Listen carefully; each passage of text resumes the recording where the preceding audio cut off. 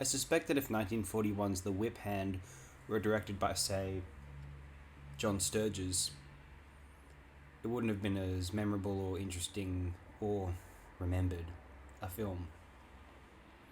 Well, actually, I don't think The Whip Hand is particularly remembered. Why would it be? Well, why ought it be? Because of William Cameron Menzies' direction and, of course, production design. One quote which I've sourced about this film from Wheeler W. Dixon in his book Film Noir and the Cinema of Paranoia. I don't have the book, so this quote is sourced from Wikipedia. I found this compelling. The whip hand compels the viewer's attention through the sheer visual frenzy of its violent, aggressive camera work, coupled with its nightmarish, forced perspective sets, which seem to overpower both the viewer and the film's protagonists. So it turns out that this bizarre little town that a journalist, a New York journalist, has come across. He wants to go on a fishing trip. He has an accident. He needs to recover from an injury. He needs to see a doctor.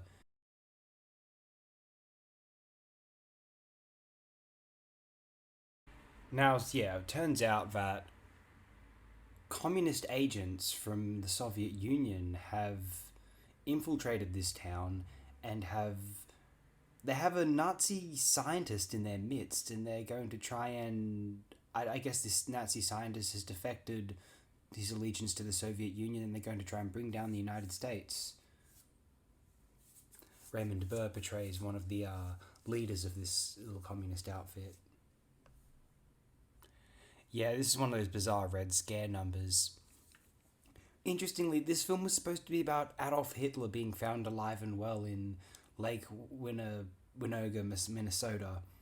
How bizarre would that have been? A kind of boys from Brazil sort of situation, right? But apparently Howard Hughes saw the finished film. What at one time was the finished film, and he was disappointed. He said, "You fools! We're not at war with Eurasia. We're at war with East Asia." Well, he may as well have said that. He said, actually, we need it to be about communists instead of Nazis. I mean, you think he could have told Howard Hughes could have told them a little sooner, but I don't think Howard Hughes is known for being particularly mentally stable at this point in time either.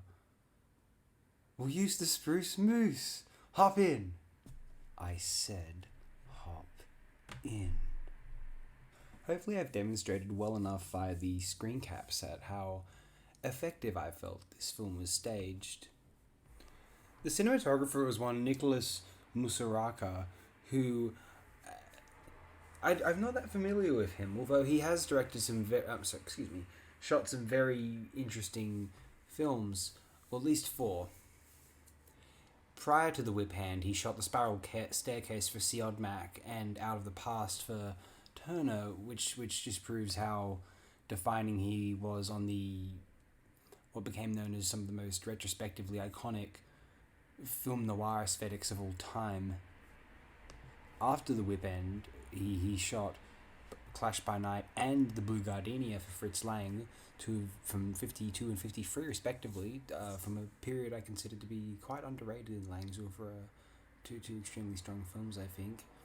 And The Hitchhiker by Ida Lupino, starring Edmund O'Brien. That's quite a strong film, very well shot.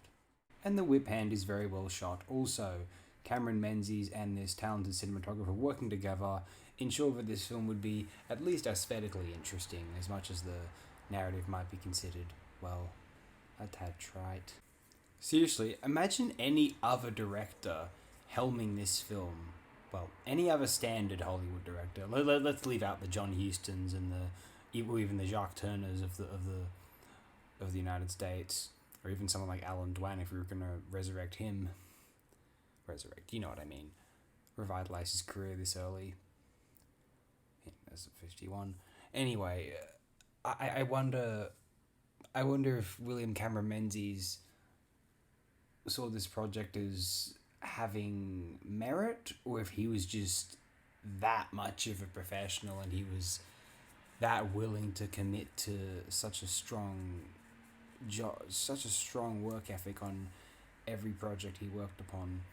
I'm not as even the reason I tend to think of William Cameron Menzies quite highly. I found out later on he was a very well regarded production designer. I'd seen Things to Come, and it's quite interesting film. Though The Maze from '53, which we will get to, I don't know, the most bizarrely effective and. I mean, if this was a Roger Corman film, we'd consider it like one of the real great, undeniable masterpieces of Roger Corman. You know what I mean? It's just when Roger Corman was actually undeniably exceptional every now and again. Mask of the Red Death. I would also argue Not of This Earth, but that's just me. Sort of that wing of Roger Corman. Or if we're talking some of his proteges, Coppola in Dementia 13, that's contentious, but I'll say that. Or Hellman in Beast from Haunted Cave, that's also contentious, but I don't care. Anyway, I feel as though The Whip Hand had a degree of care and consideration in its production, although clearly I wonder. Cameron, and it's The Maze, I wonder as well. Like, did Menzies think this was really good material? Or was he just that willing to try and work as hard as possible in every production he was assigned? If you've ever wanted to learn how to transform something banal and try it into a film of cinematographic, aesthetic worth, perhaps viewing William Cameron Menzies' The Whip Hand is very advisable here. Viewing it over and over again, learn its secrets. What is being employed? What angle is being utilized? How was it edited? What lighting schema appears to be utilized? Whatever the case, the film is above average, quite strong actually, I might go so far as to say, although tremendously silly, that is to be certain. Anyway, do view The Whip Hand if you are so inclined. I haven't much else to say here. Thanks all, have a superb day, night, wherever you are.